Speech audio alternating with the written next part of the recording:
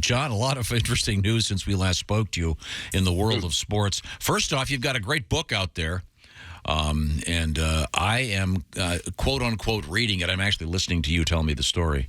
I have the audio book. It's about David Feherty, a really interesting guy. And there's a couple of aspects of what happens to him toward the end of the book that are happening all over the world of golf, which is the, some might say, the purchase of golf by the Saudis. Is that a fair statement? I would be one to say that, yes. I wrote a column in the Washington Post last week. And there were 2 points I made. One was that David basically predicted this last July when he first moved to LIV, when he and I talked about it for the last 2 chapters of the book. I actually sent him a text saying, you mean to tell me I have to rewrite the end of this book so you can make a measly couple extra $1 million? And he wrote back and said, it's not a measly couple million extra dollars. There's a lot more than that. But he said inevitably there would have to be some form of a merger, although he thought it would be 2, 3, 4 years down the road, not less than a year down the road, so the best players could play one another. That's what you need in any sport. You need the best players playing against each other.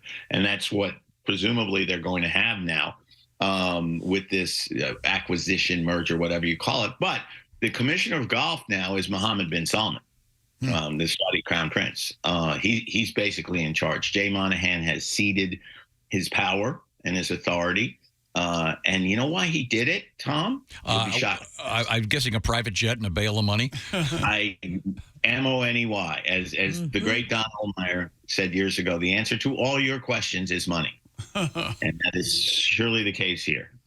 Well, will there be? I saw a thing this morning that some senators looking into. Yeah, you know how that works. Congress sees an opportunity for publicity. Now, there are legitimate reasons to look at this, notably antitrust and all the backroom dealings that went on, because nobody knew about this until it was announced. I mean, again, David works for LIV. And the day it happened, the day it was announced, I said, did you see this coming? He said, nope. And most of the players on the PGA Tour have said the same thing. And Jay Monahan and the guy whose name I can't remember, who is the governor of the Public Investment Fund, whatever the heck that means, basically went in a room and made a deal. And the governor of the Public Investment Fund now is going to be the chairman of the PGA Tour Policy Board. So what does that tell you about who has the power? Wow. So what's interesting, we'll see what happens. I certainly have no idea. We will certainly see what happens, yes. And my one hope, and others have said this too, this is one of the few times people agree with me, is that this leads to David being back on either CBS or NBC. Because he loves the LIV telecasts. You know, he's in the 18th hole tower, which he's always wanted to do. There's just one problem. Nobody's watching. You know, it's me and a couple other crazy people who watch those telecasts. Well, now, your book is about David Feherty. It's a really interesting guy. Had a lot of bad things going on. A rough marriage, an addiction, severe ADD that he was undiagnosed, that he didn't know about. And so it's not, as someone, I don't really follow golf, so, but it's really an interesting life story about a guy who sorts it out and gets it together, ends up with a great sense of humor. As you said when last time we talked, this guy essentially, he has a stand-up act. His life story has so many funny parts. Yeah, no, I mean, that's why the subtitle of the book is The Remarkably Funny and Tragic Journey of Golf's David Feherty, because as you said, look, he grew up during the Troubles in Northern Ireland. It was sort of standard operating procedure to hear bombs going off, to know people were dying in the streets, to have ID checks on the way to school. Not exactly a normal life. And as you said, he dropped out of high school as a junior because he was so frustrated by the fact that his teachers, most of his teachers, thought he was stupid because of his ADD. And as you know, Tom, I'm sure that most ADD people are very smart. I have a son who's ADD, and he's a lot smarter than I am. Not that that's a high bar, but he's very smart. and David is very smart. And he dropped out, and he sort of had a choice at 17. Do I become do I go into music? He was a prodigy. He was a very good singer, very good piano player as a kid, or try to be a golf pro. He was a 5 handicap at the time, which sounds good to you and me, but isn't great if you're trying to make a living playing golf.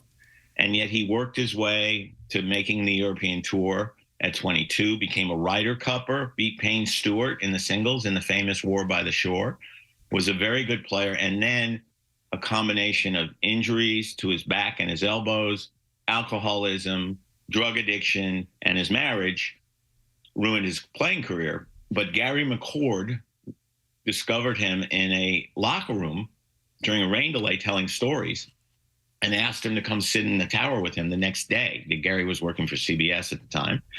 And David starred right from the start, was funny and smart and insightful, and obviously knew the game as a very good player. And the funny thing about how he came to CBS was he said he was sitting in a bar in the hotel in Akron, Ohio, during the World Series of Golf. He had still made it that year, 1996. And he saw 2 guys walked up to him and introduced themselves and said, "We're from CBS. Lance Barrow, who was the golf producer, and gosh, I'm blocking on the name of the other guy who I know well, Rick Gentile." And they said, "We'd like to talk to you." And David said he was drinking Gatorade with his vodka because he was still an athlete. And he instantly thought, "Oh God, they're doing a piece on 60 Minutes on alcoholic athletes."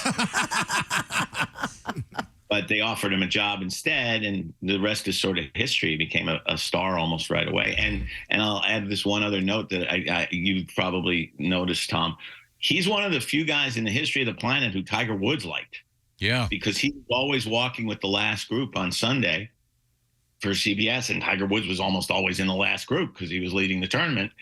And he and Tiger became quote unquote friends. I'm not sure anybody's friends with Tiger, but Tiger liked him because he was funny and because he didn't want anything from him, unlike most of the rest of the world.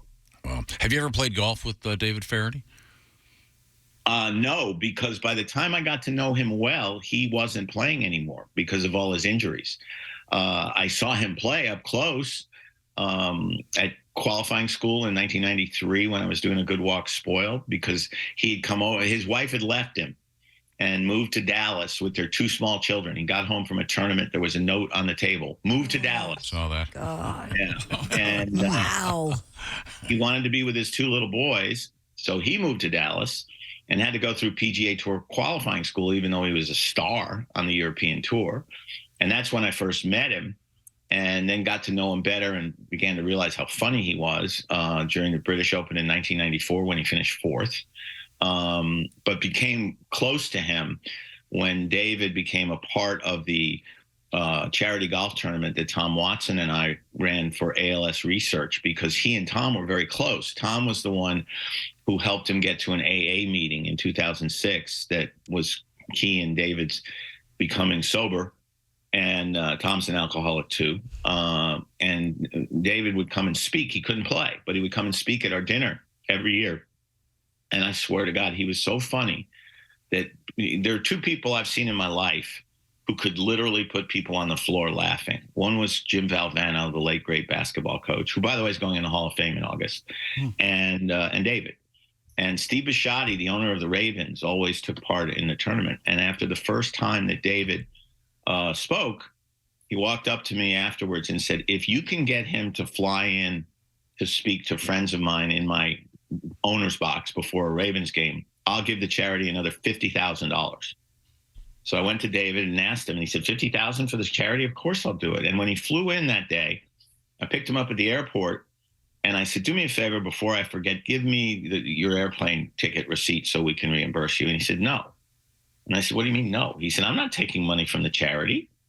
I said, "David, you're giving up a whole day. You're flying round trip. You're making us $50,000. The least you can do, the least we can do, is pay for your airplane ticket." He said, "Absolutely not. Now tell me about the people I'm talking to today." Wow. That's who David Feherty is. Wow.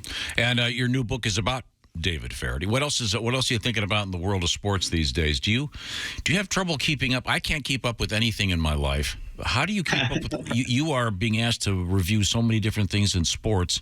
Is your primary focus golf? No, no. I don't think I have a primary focus. I don't think I ever have. That's why I've written books on college hoops, the NBA, NFL, college football, golf, tennis, because I love them all. I mean, I was addicted to sports as a kid. Fortunately for me, I'm still addicted to sports. Sunday, I'm sitting here writing a column this morning for the Post. Sunday was a great day. First, you had Novak Djokovic becoming the all-time Grand Slam winner in men's tennis. And a lot of people don't like Djokovic because he wouldn't take the he's an anti-vaccine. Vaccine. Thank you. I can speak English sometimes. But he's a great player. My God, he's a great player. So is Rafael Nadal. So is Roger Federer. This is a golden era of tennis that we're in the midst of. And I'm not sure a lot of Americans realize it because none of the guys are American. And we haven't had a Grand Slam winner on the men's side since Andy Roddick in 2003. So I watched that in the morning. And then in the evening, I watched the playoff at the Canadian Open between Tommy Fleetwood, who I love. He's a wonderful guy, Ryder Cupper, very funny, and Nick Taylor, trying to become the first Canadian in 69 years to win the Canadian Open. And it was great drama, and it ended with Nick Taylor making a 72-foot putt, eagle putt to win on the fourth playoff. And for the second time in a day, I was shouting at the television set, saying, oh my God, how did he do that? And so that I love the drama of sports. I love the theater of it, but mostly, and you guys know this because we've only been talking since 1986 about my books. I love knowing the people. I love getting to know the people, getting to understand what makes them tick. And by the way, this was probably as easy a book as I've ever done, in the sense that David was so open and so honest about everything, including the tragic aspects, including the death of his son. It was hard to write some of that, but David's family talked to me. His 92-year-old mother talked to me, and I can see where he got his sense of humor from. David tells a story about his dad was an alcoholic like him, or he's an alcoholic like his dad. And he would sometimes come home late for dinner from the pub. And one night he came home and said to his wife, Vi, said, is my dinner still warm? And she said, absolutely. It's in the dog's stomach. That's great. That's a great. John, do you know if David's read the book? And if so, did he give you any? Yes. Did he give you a review? He read the book because I wanted him to read it, if for no other reason, to fact check it before it was published, and caught some mistakes. Gee, I made mistakes. What a shock. But he did like it. He has tweeted about it, and I actually told him that I did not need or want him to do any interviews because David took no money for this book. It's a biography, not an autobiography. He didn't want any money for the project. And so I wasn't going to ask him to promote it. In fact, there was one publisher who offered a lot of money and said, but only if David signs a contract that he will do the book tour. And I said, no, I'm not going to ask him to do that. First of all, David's an introvert, which will surprise a lot of people. And secondly, again, he's not getting any money for it. So my agent said, well, can't you at least ask him? And I said, no, because he'll say yes. That's the kind of person he is. But he did do some radio and TV. I didn't even know about it. Somebody asked him, people he knew, and he just said yes and did it. He's not doing any right now because there's a gag order from the LIV people for their employees to not talk about the deal. Yeah. People have asked me, why haven't we heard from Greg Norman? And the answer is because he's been told to shut up. Wow. But anyway, so he did like the book. And more importantly, his wife liked the book, Anita, because Anita's the boss in that family. And David would be the first to tell you that. As it should be. Yeah, well, as my daughter says to me all the time, women are so much smarter than men. Why don't they run the world? Damn good question. I like John Feinstein is our guest. John is the author of many books. His new one is about David Feherty. And are you allowed to talk about what your next book is about? Oh, yeah. I always talk about it. It's totally different, which is good for me. I'm going to do a book on Ivy League football. And people will go, Ivy League football. And I go, well, first of all, I've been a fan of the Ivy League since I was a kid growing up in New York when I rooted for Columbia when they won no football games. And now they're decent. And I've covered Ivy League stories forever. But more importantly, and I've interviewed 42 players so far, and 42 out of 42 were really good interviews. And I knew that would be the case. But here's a question. Chick, you're the sports expert. True. You're a fan of that team. How many Ivy League players were in the NFL last year? Oh gosh. Well, the most famous one was the quarterback, and he was out last year, right? Calvin Hill. Calvin Hill retired a few years ago. Yeah, I know. Who's the quarterback with the beard? Played for 17. Oh, Ryan Fitzpatrick. Yeah. Ryan Fitzpatrick. He's retired now, but he played 17 years. I'm going to say 2. I don't know. You're close. You got it. The 2 is right. It's 22. 22. Oh, 22. Oh, man. And that's part of the story. The quality of Ivy League football is very good, but because the stupid presidents won't allow their champion, the Ivy League champion, to participate in the FCS tournament, because it's tough on the student athletes. The other sports in the Ivy League, they all play postseason, but football is not allowed to play postseason, so people don't find out how good they are. And if they allowed them, I promise you they would do well. Watch the Ivy League sometime. There are games on Friday night starting in October. It's good football played by smart kids, and there's so many stories. I'm not going to know where to begin. The book's going to cover the season, but I swear to God, I could start writing today based on the reporting I've done so far. So I'm psyched about it. All right, John Feinstein, real quick, what book does your publisher want you to write next?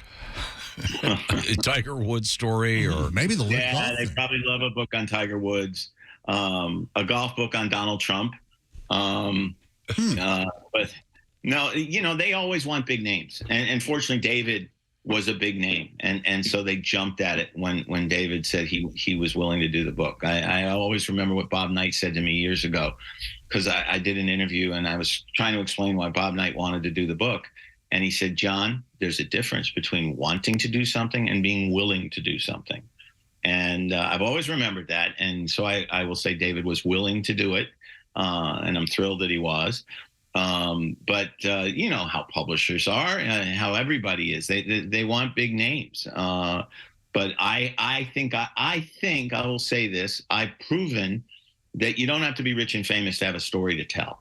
I did a Civil War, the Army-Navy book. It was a bestseller. Nobody on either of those teams ever played in the NFL. I did The Last Amateurs on Patriot League basketball, and I see the Ivy League book as being similar to this.